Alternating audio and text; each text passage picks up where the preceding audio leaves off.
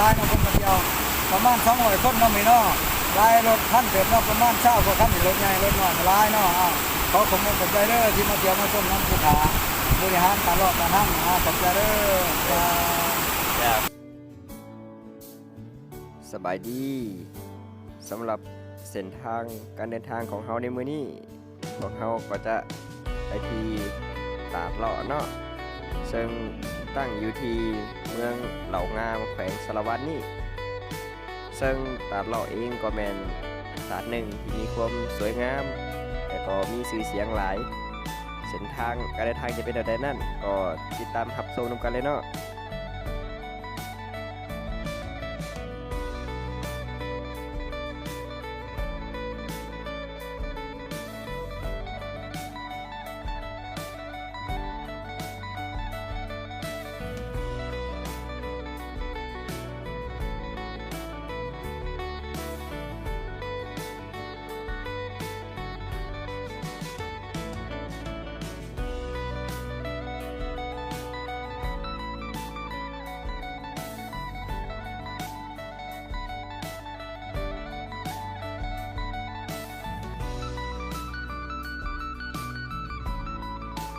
สำหรับตาดที่เฮาจะไปในมื้อนี้นั่น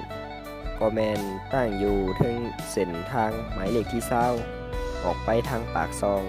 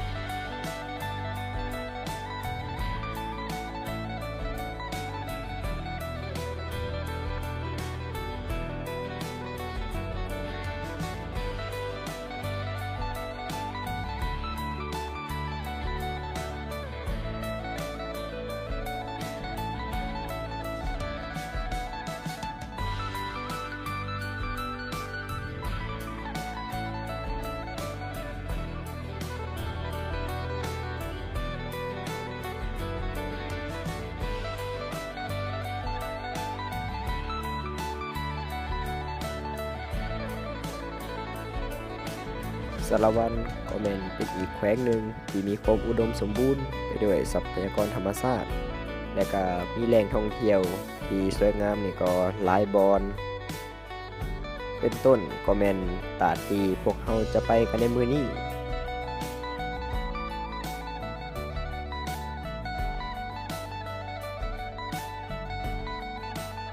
ตอนนี้เราก็อยู่กันที่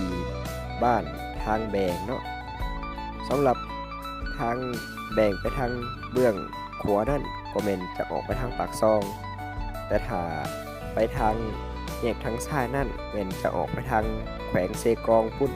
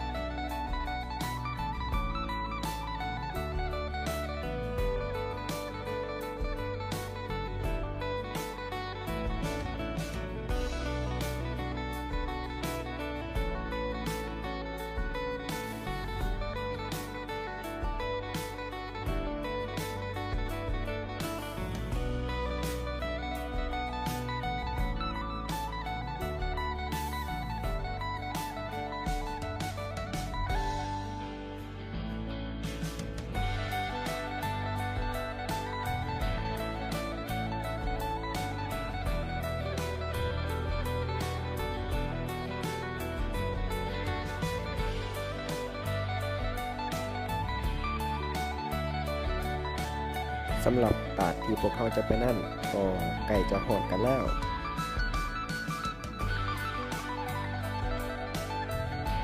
และนี่ก็เป็นเขตบริเวณตาดเลาะเนาะสำหรับทางเส้นนี้ทางขึ้นต่อไปอีกก็จะเป็นไปหอดเขื่อนไฟฟ้าเซเซตเนาะกาโบไกลกันหลายแต่ว่าเขาจะลองขี่ไปจนสุดเส้นทางนี้เนาะ ำหรับทางในบริเวณนี้ก็เป็นสั้นหลาย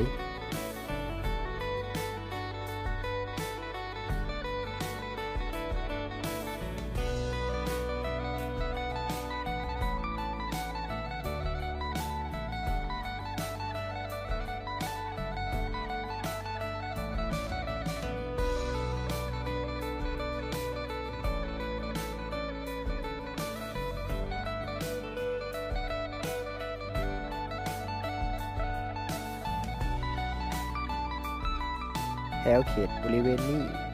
ก็จะมีตาดหั่งตาดเลาะและก็ตาดสองซึ่งว่าตาดหั่งกับตาดเลาะนั่นแม่นสามารถเข้าท่องเที่ยวได้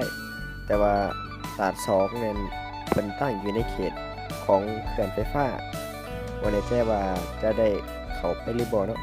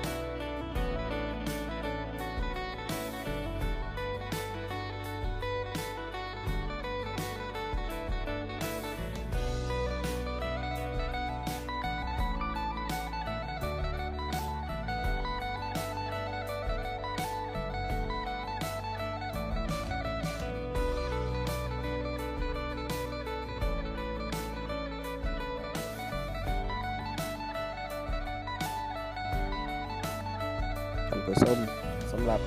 2ฝากทางที่ท่านได้เห็นนี่ก็เป็นเขตบริเวณเฮือนผักของ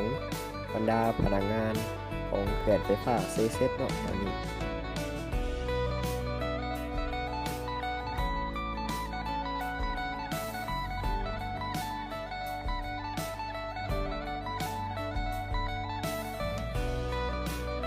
โดยที่เฮือนจักรของเขื่อนไฟฟ้าเซเซนี่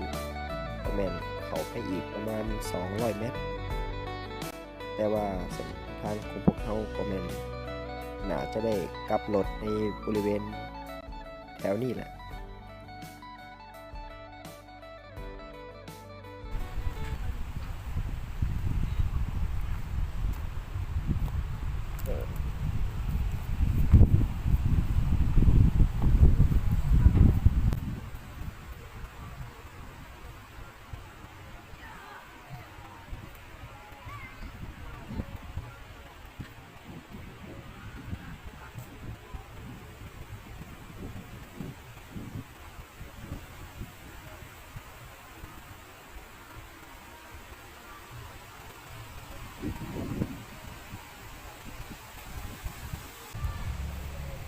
บริขึ้นไปทางเทิงหรือเซนเนี่ย นี่ตัดยืนคือกันแต่อยู่เทิงรถจอดบ่หลายเด้กันเลยลงมาเด็กกันตอนไกลมาบ่มีเขารถจอด ตอนนั้นมันยังปีดเนาะลิอันเสาขัวเนาะ มั มันโพดนี่นะ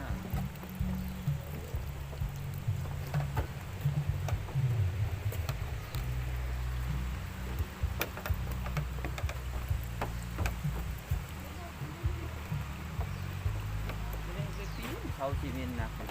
ไปยัง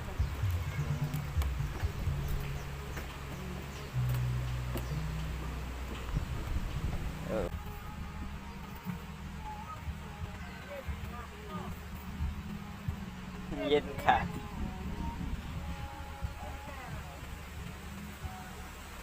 มื้อนี้นักท่องเที่ยวหลายเนาะ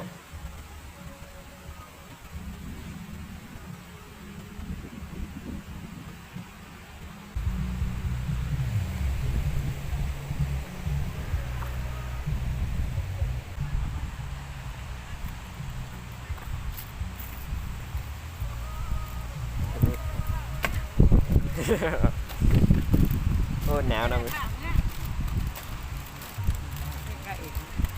ไปออกภาคไปทำกิจกรรมเพื่อว่าไปชม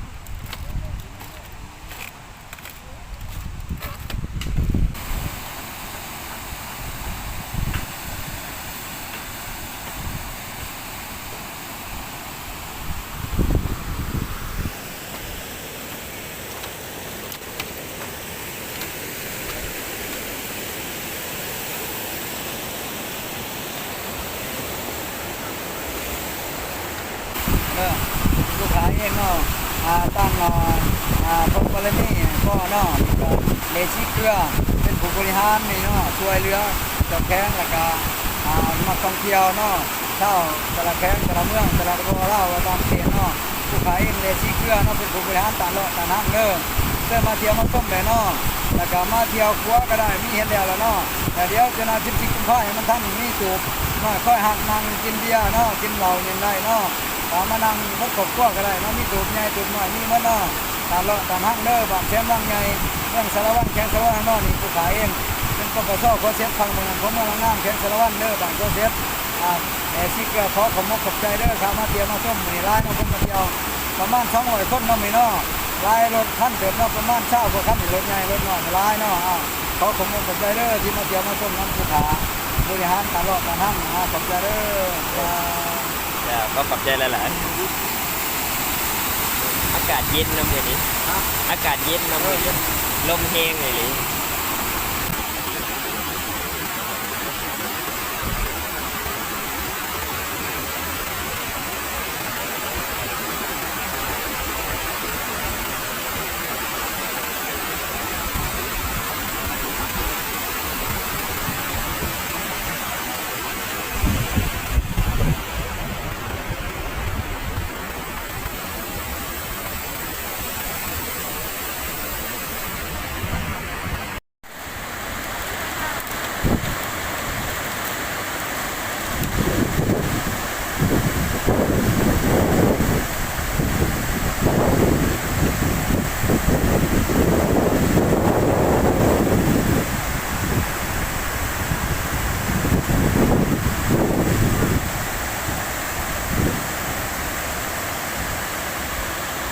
ตกงามหลาย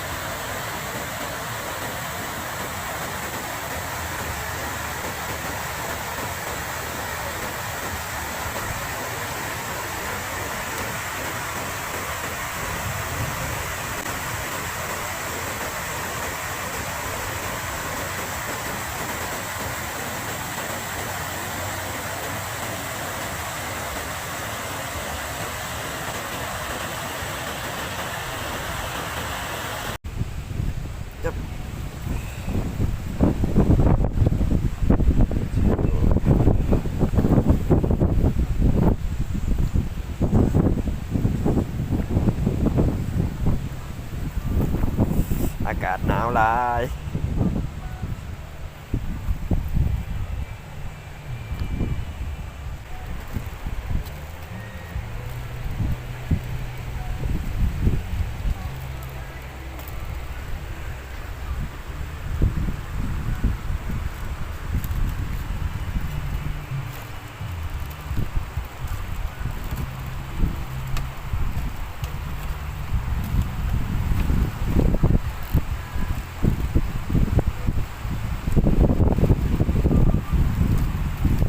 หนาวนะ